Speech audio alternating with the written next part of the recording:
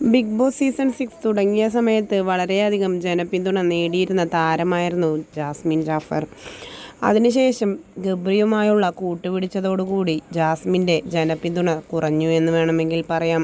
വളരെയധികം ഹേറ്റേഴ്സാണ് അതിനുശേഷം ജാസ്മിൻ ഉണ്ടായത്. പിന്നീട് അങ്ങോട്ട് ജാസ്മിൻ്റെയും ഗബ്രിയുടെയും ഈ ഒരു കോംബോ ഇഷ്ടമല്ലാത്തവരായിരുന്നു കൂടുതൽ. ആർക്കും ഇരുവരുടെയും ആ ഒരു കോംബോ അത്രയങ്ങ് ദഹിച്ചിട്ടില്ല എന്നതാണ് വാസ്തവം.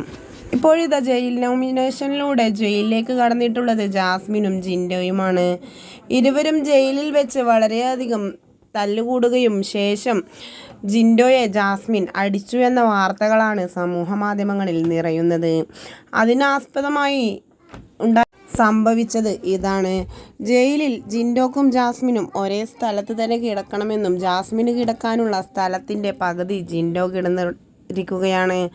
അതുകൊണ്ട് തന്നെ ജിൻഡോ അവിടെ നിന്ന് മാറി കിടക്കണമെന്ന് പറഞ്ഞുകൊണ്ടാണ് ജാസ്മിൻ എത്തിയത്.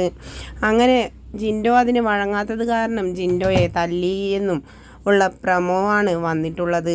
ഏഷ്യാനെറ്റ് തന്നെയാണ് തൻ്റെ ഇൻസ്റ്റഗ്രാം അക്കൗണ്ടിലും യൂട്യൂബിലും അപ്ലോഡ് ചെയ്തിട്ടുള്ളതും. ഒരു ഫിസിക്കൽ അസോൾട്ട് ആണ് എന്നും അതുകൊണ്ട് തന്നെ ജാസ്മിൻ പുറത്തിറങ്ങണമെന്നുമാണ് ആരാധകർ ഒന്നടങ്കം കമൻറ്റുകളുമായി എത്തുന്നത്.